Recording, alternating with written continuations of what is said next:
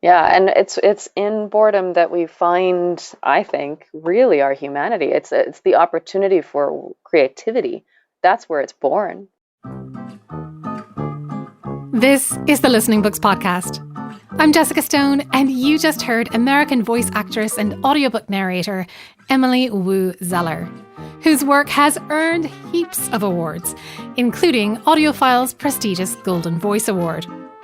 You may have heard her reading fantasy books like R.F. Kuang's Poppy War series, romance novels like Helen Hoang's The Bride Test, or perhaps a spy thriller like Chloe Gong's Foul Lady Fortune. Today, she tells us what she appreciates about those books and a little of what she's learned about creating a well-balanced life. Emily, thank you so much for making the time to chat with me today. I'm always curious when I talk to narrators about what led them into audiobook narration in the first place, because I don't think I've ever yet found someone who started off with that as a career goal. How was it for you? Yeah, that's an interesting point. I don't know that any, well, for those of us who've been around for a little while, I don't know that any of us knew that audiobooks was an option.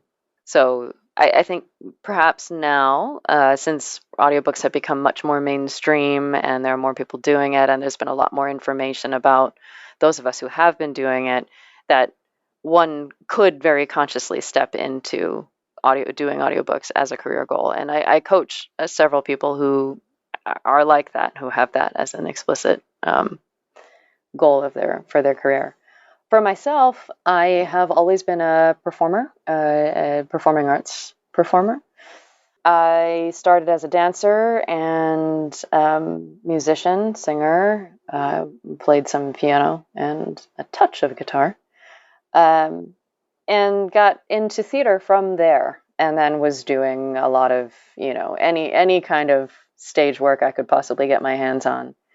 Um, but I think partially because voice and body had always been a huge aspect of my relationship with performance, voiceover was a natural avenue of it that I wanted to pursue.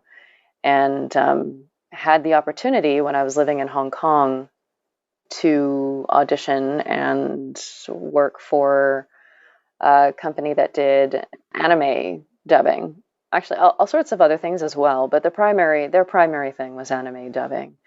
And I did that for a couple of years before coming back to the States, and then was just sort of, hungry for any voiceover work I could get. And it happened to be that I was told about an audition for BBC Audiobooks America and, put a demo together, and which was very, at the time that's another story, but I put a demo together, managed to put a demo together and sent it in, and the rest is kind of history from there. It was a slow build, a very slow build, because it wasn't my focus. It was just another gig. But I did love it and took to it immediately, like I had with dubbing. And eventually, once I was living in New York, realized, this was something that I wanted to pursue full time. Mm. And that happened in 2012. So I guess we're in the 14th year now of full time. But I started doing voiceover when I was in 2006. And did you find that there were distinct differences between doing your voice work for audiobook narration as opposed to the dubbing for anime or other kind of film and television? Are there different things about the experience? Absolutely. Yes. There are a lot of differences. In my first couple of books, the director, because there were directors at the time, told me to vanilla it down. Ooh. My characters were too big, right? Ah, Which is okay. appropriate for anime and animation. But he was like, well, this is a book that people are listening to. You want to leave space for their imagination. Mm. Um, and that again, right? That was more than 14 years ago. That was like 15 years, 15, 16, 17 years ago. So like the style for audiobook narration was very specific at the time. Now I think there are a couple more styles that have opened up, particularly with the popularity of YA. I Mm-hmm. think it lends itself to a bigger, bolder style of narration. But yeah, at the time it was very, very old school, which is a beautiful way to narrate, but it was very different from animation. I listened to the interview you did with AudioFile, which was so interesting to me. And one of the things that stood out that you said was that you sort of realized that you're an endurance person rather than a sprinter, and that audiobooks really suit you for that reason. And I just heard you say now that you coach people as well in this now. And I wonder, is that something that you ask them straight away to make sure that they really want to do this? Um, yeah, I think it's part of yeah, absolutely. If you can't, who is it? I think Sean Pratt, actually, I'll give him credit for this. I think he actually includes it in his, you know, information sheet before you even contact me. This is information you need to know for yourself, right? Can you sit in a closet for 2 hours at a time performing Mm. by yourself and then get up, get a glass of water, and take a break and do it again? That is what full-time work is, right? It's incredibly taxing, actually. So finding ways, a work-life balance to support that is very, very important. I can imagine, yeah. I wonder, because I understand that you're a great reader just yourself personally as well. And so I was wondering if narrating audiobooks has affected the way that you read when you're reading for pleasure. That's a great question. uh, yes, yes. In some ways, it's ruined me. Uh, eh, there are many titles now that if I can even kind of imagine that I might have been given it, then it's hard not to work when I'm reading, right? And that's not pleasurable for me. So I often gravitate toward books that I would never in a million years be cast for. Mm. Or when I listen to books as well, because it's a nice way to have something to do when I'm, doing repetitive sort of cardio movement on a machine or something, right? So when I listen, I tend to gravitate toward nonfiction. I'll say that when I'm Mhm. listening, and I think it's because I do quite a bit of fiction in work, and so Mhm. it helps to balance my brain a little bit, where I don't have to get. I already carry so many stories inside, right? Hmm. So when I'm listening, and for my own, as I'd mentioned earlier, the work life balance thing. So for my own mental health and well being, I do a lot of research on that sort of thing. Personal empowerment and in general science things.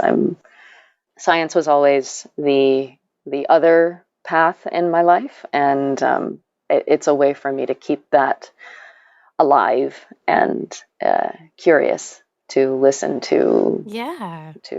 and read titles that I can nerd out on. You've mentioned that how important that is to keep that work-life balance a couple of times now, and so I'm wondering if there's a single thing that you've picked up from your reading that has really helped you kind of work that out for yourself. Yeah, there's been a lot of information from various sources that have led me to understanding the importance of rest and boredom. Ooh. Yeah, yeah. I think that doesn't get talked about enough. That I used to be a person who was, everything was active. Even rest was active. Rest was done in the name of productivity. Hmm. And arguably, boredom can also be as important for productivity. But in terms of being a whole human being and being able to sustain doing anything, physical health has always been there for me because I was a dancer, right? And I always cared about that aspect of things. Yeah, but understanding what is the real physical, mental, and emotional capacity of a person in a day and over a week and over months and over years, right? What does it really look like to be able to sustain living and being productive? I love that. I agree with you. We don't value boredom enough, I think. And it's harder and harder to find moments of boredom because it's just so easy to be on TikTok or Twitter or whatever. Absolutely. Yeah. Yeah. Yeah. And it's in boredom that we find, I think, really our humanity. It's the opportunity for creativity. That's where it's born, right? Where you Mm, have to have some balance of uh, structure and restriction, but also boredom. You need this mm. space to be able to have the interest to generate anything. And so to support this creative work of performing, we need that space, that quiet, the ability to get bored, the space to get bored. I hope you're enjoying this conversation with Emily Woo Zeller. Coming up, she's going to talk about some of the books she's narrated and some of the books she's been listening to. But first, let me take a second to tell you about Listening Books gift memberships. You can give the gift of audio this Christmas. Make a loved one's year by giving them access to over 10,000 audiobooks and 7,000 newspapers and magazines for a whole year for just £20. Terms and conditions do apply. Visit our website for more information. That's www.listening-books.org.uk. Or follow the link directly to the gift membership page in the show notes. While I have you here, I thought it'd be lovely to hear about your experience with some of the books that you've voiced that we have in the Listening Books collection. I thought we might start with what might be the most recent, and that's Foul Lady Fortune by Chloe Gong, which sounds like so much fun. It's got mystery, it's got adventure, it's got an assassin who can't age or die. When did you record that, and what was that like? Yeah, it's that is the most recent. Well, there's the Foul Lady Fortune series, actually, and I'm in the process. It is in post-production for the final book of the series, which is Foul Heart Huntsman. Yeah, so that is happening right now. Oh, We're wow. in post for that. I don't know the official release date, but it will be soon. So Foul Lady Fortune was the first that I did. There was one other book in the series that was narrated by another narrator. But this particular one, Foul Lady Fortune, was with Rosalind Lang as the protagonist. And it's so fun. I mean, it's set in late 1920s, early 1930s Shanghai with all of the realities that were present at the time. So it was they had the international settlement. They had civil war between nationalists and communists. And they also had the Japanese coming in and trying to, in the beginning of what would eventually become their war against the Japanese. So all of that is in the background. And then you have the sci-fi element of, secret sort of formulas and genetics. And so there's the spy thriller aspect. And of course, everybody who's involved is in their late teens and early 20s. So they're all very young. And they themselves, some of them, were not. They speak Russian, they speak Chinese, they speak English, they speak French.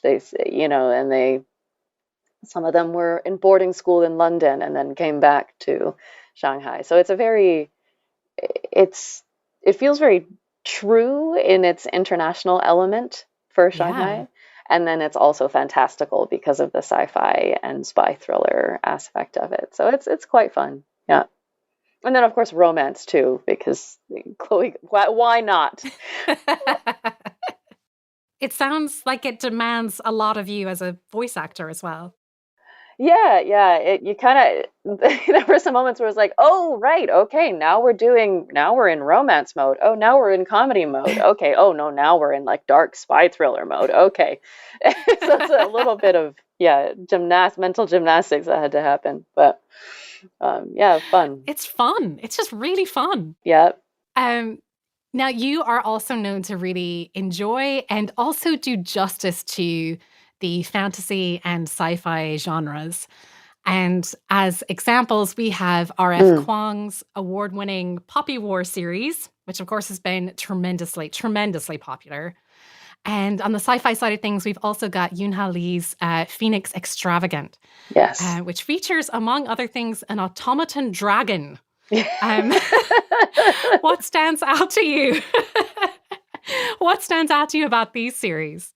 Um, well, so going backwards, the Yoon Lee's series really was a surprise for me. There's a lot of sci-fi that I do that's very space opera in the same vein as Star Wars, or Star Mm. Trek, right? Where you have Mm-hmm. it's space it's warfare on spaceships.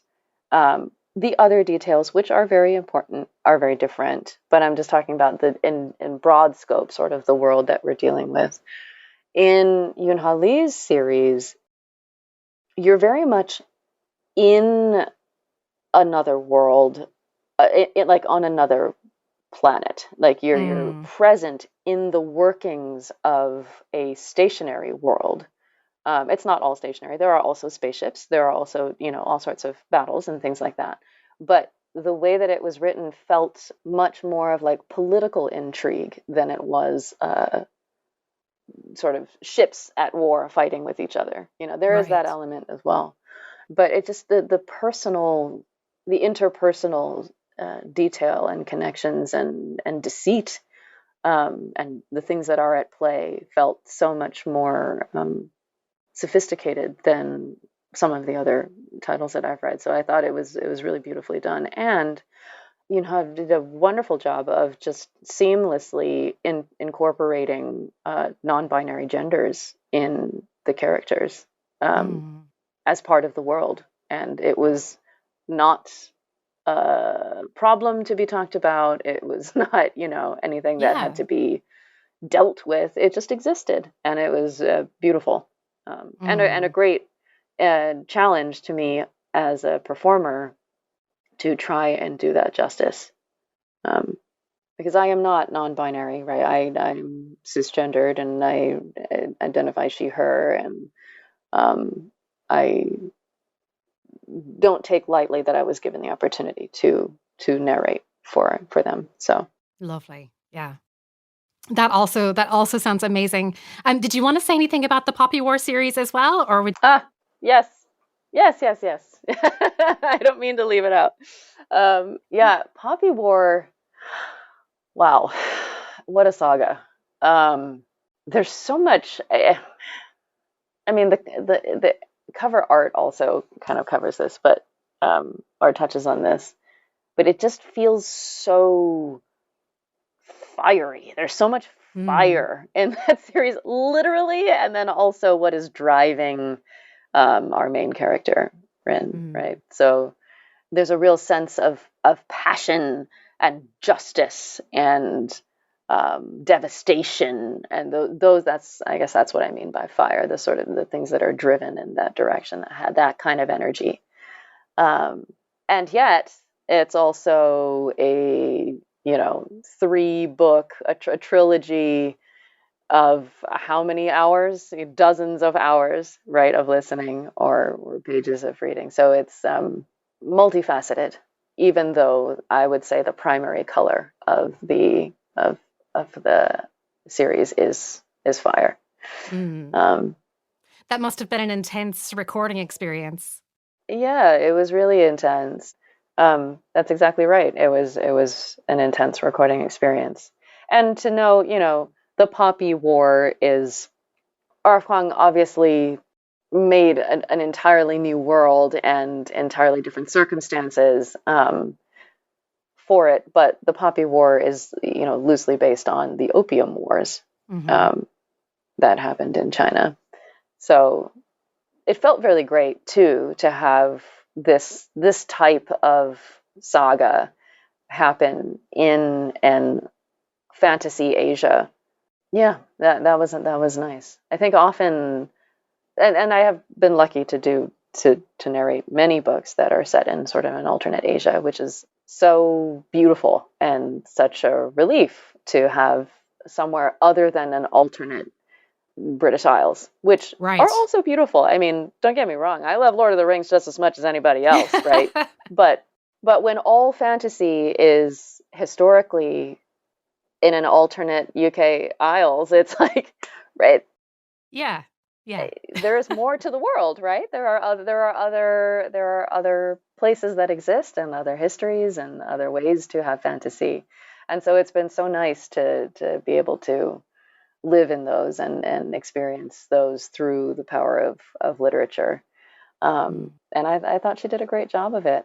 That was not, a kung fu drama. That was not a wuxia, which wuxia is, again, wonderful in its own right. But what stood out about this was that it was not that it was something different. So, yeah. Mm. And moving from, say, fantasy to genres like romance, and from sort of fantasy Asia to like real life Asian enclaves in the US. I wonder if you'd like to say a bit about the bride test. Sure. Yeah. Yeah. So it's been argued by romance writers, readers, and listeners that it is just another type of fantasy, Oh, right? Because one of the critiques of romance is that, there's nothing it's so unrealistic. It sets up unrealistic expectations. And I have to admit, when I was younger, I also felt the same way. I hated romance because I was like, this is setting you up for failure. Why would you think? And I didn't understand that it was fantasy, right? I thought that people would genuinely expect life to roll out that way and would be so utterly crushed because that's not the way life is, right? When the whole point is that that's not the way life is. The whole hmm, point is to get to experience a fantastical kind of love that I think now perhaps the genre is expanding and growing, and there are more and more elements of real life that are being incorporated into it, which then it kind of walks a fuzzy line, right? But that's just interesting in its own right. Um, so to that point, the Bride Test felt very real world hmm, because of its setting, because of the way that Helen Hoang made a man with autism one of the lead, right? The romantic lead, which certainly happens in real life, but doesn't get written about very often in romance stories, right? And Asian enclave, and in this case, Vietnamese in particular, within the US also doesn't get written about in a lived experience kind of way, right? This wasn't like an expose, this wasn't any kind of examination of, it was just these are characters who live here and this is what their life is like and this is what exists. So that was really beautiful, and that stood out to me quite a bit about the romance. And then you have a beautiful romance on top of that. yeah. Um, so Oh, that's lovely. Um, would you do more romance, or is that one that only is an occasional thing for you? oh yeah, no, I do romance all the time actually. Yeah, I when I started doing romance, I actually had a pseudonym.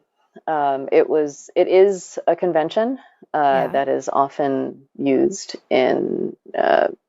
but I felt for myself, and we all have different reasons that we have the pseudonyms and use them. For myself, it felt very important to me to be public about being mixed Asian American and being sex positive, and to me, having a pseudonym that was very Anglo named, as they all are, it felt like hiding on too many levels. Yeah. So for me, it just made sense to say, well, okay, if I'm doing a romance, I'm doing it under my name.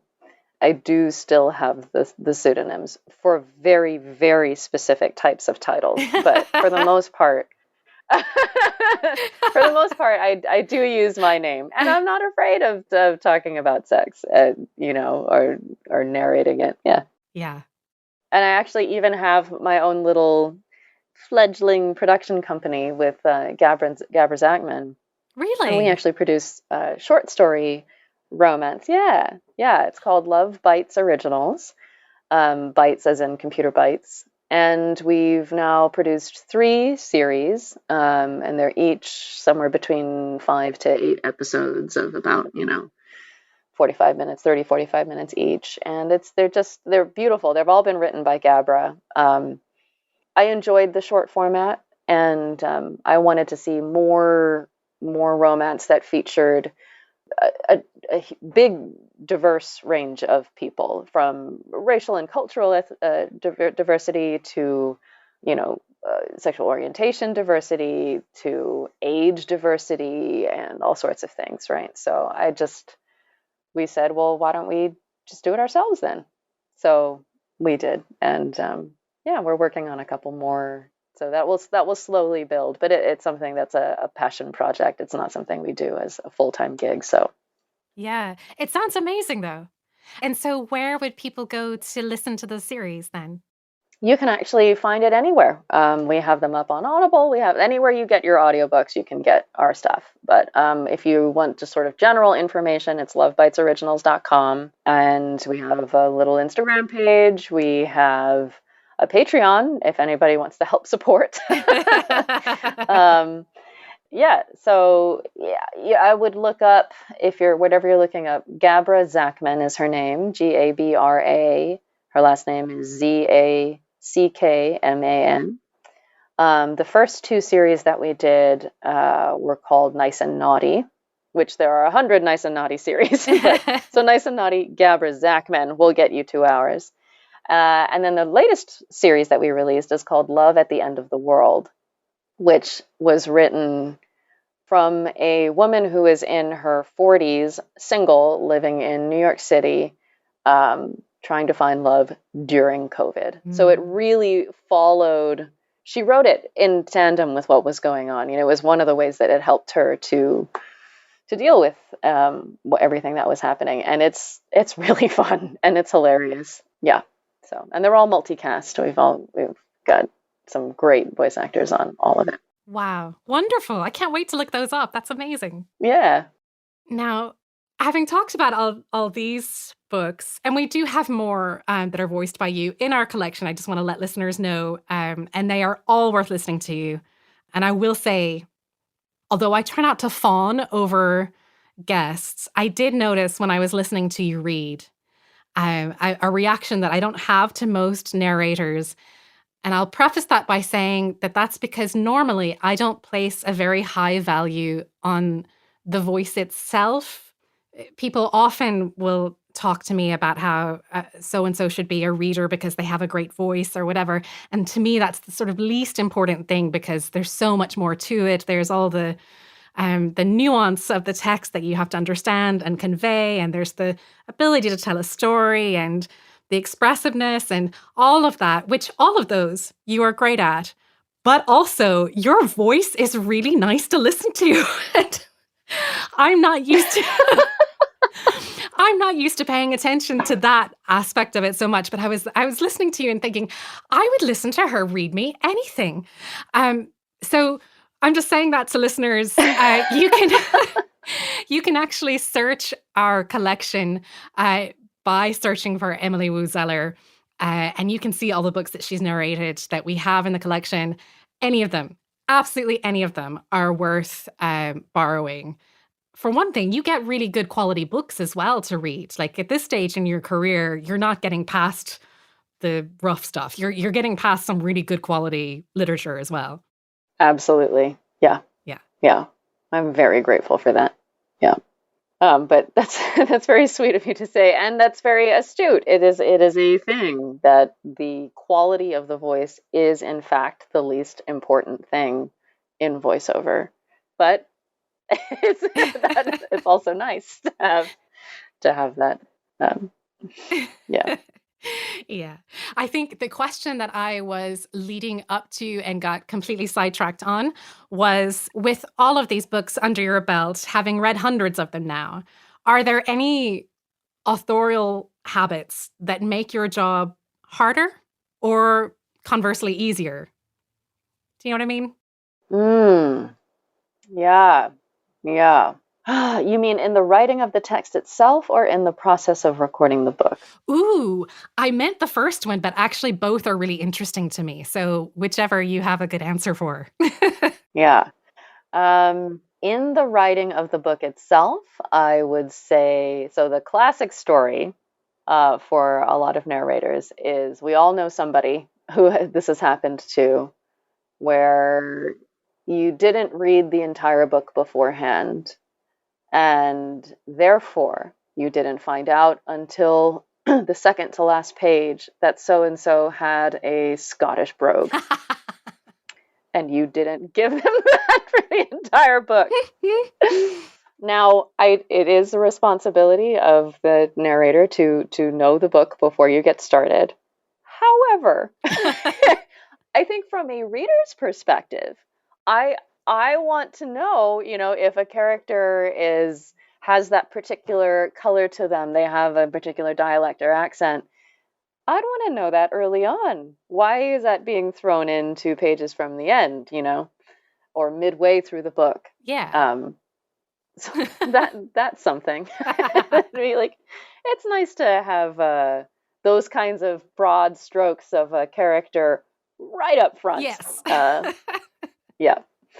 And then in terms of process, this is mostly I haven't had an issue with this in a while. In fact, most of my career has not had to deal with this, but I do know people who have, where understandably an author is very close to their work, right? They have poured hundreds of hours of work into making it happen. It is their baby. I absolutely understand that, and it is hard. It is challenging to allow somebody else to put their interpretation on it. And that is what you are doing when you hire somebody else to do your narration work. A lot of authors also choose to narrate themselves and learn, for better or worse, that performing is an entirely different skill from writing. Even if you understand intellectually what is happening with the text, being able to translate that into a performance is an entirely different skill. And then also, additionally, to be able to manage all the technical aspects of things. Yeah. But for authors who do choose to have a narrator perform their work, it can be very challenging for them, and they want to they try to really control micromanage the performance, and you can't do that. Yeah, it's you have to trust that who you've hired. Do you trust them to do your work justice? But again, I recognize how challenging that is, and a lot of authors now, especially, are taking more time to do their research and find people who they really think would be a good match. And it's very normal to audition, right? Audition pages, you cannot have more than 5 minutes of material to have a person audition. If to the authors who are listening, if you are providing audition material, it's helpful for us to have context. So the more information you can give about who these characters are, the more we are going to be able to give them life, so that we can see them. Because when you read the entire book, of course you get the picture. But when you have 5 minutes of material, you don't have 300 pages to support what your idea of what a person is, right, or a character is. So, yeah. great points. I think that what I'd love to do is, I mean, we've talked about several of the books that you have voiced, and I hope that that's given some listeners some good recommendations for their next read. But you mentioned that you yourself read and listen to a lot of nonfiction, in particular science kind of books. And so I wondered if you'd like to close us out by giving a recommendation in that kind of genre. Sure. I am currently in the middle of a book by, I believe it's Elissa. It's called The Stress Prescription. Ooh. That is something that probably everybody could use. It's very digestible. She's very approachable. She also wrote a book called The Telomere Effect, which gets more into the science of how. So stress is our primary driver for a lot of the long-term illnesses that we experience as humans, and managing stress helps to alleviate the risk factors for those diseases later on. And telomeres are the little caps at the ends of your chromosomes, and the length of them indicates your lifespan. Ooh. So a higher stress life leads to shorter telomeres, and a shorter life.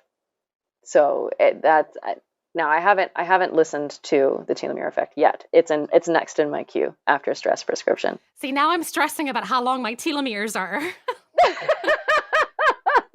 And that's a whole other thing, right? Yeah, stressing about being stressed, which she addresses, I will say, Elissa addresses in The Stress Prescription right away. It's like a classic Buddhist thing. It's called the second arrow, right? Where you have the event, you have the feeling, and then you have the feeling about the event, or the feeling about the feeling, right? Yeah, I know. It's a lot, but I think it's worth, for everybody's well-being, I think it's worth for us all to be able to breathe better and live with less stress. Yeah. I just took a nice deep breath as you said that. That was nice. Yeah, good. Emily, thank you so much for giving your time today. I really enjoyed hearing your thoughts. There were some wonderful, unexpected answers in there, which is always a pleasure to hear. Awesome. Thank you so much. It was great to talk to you. It was really, really lovely to meet you. Wasn't she so lovely? I've included the links and book titles in the show notes for your convenience. Thank you so much for listening. This wraps up our autumn series, but we'll be back in your feed before you know it. If you liked the change to a weekly schedule, or if you preferred monthly episodes, do let us know. We're at Listening Books on Instagram and what was formerly known as Twitter. You can also find us on Facebook, where we're Listening Books 12. This podcast is produced by Listening Books, a UK charity that provides an audiobook lending service for over 120,000 members who find that an illness, disability, learning difficulty, or mental health condition affects their ability to read the printed word or hold a book. It's simple to join. For more information, head to our website www.listening-books.org.uk.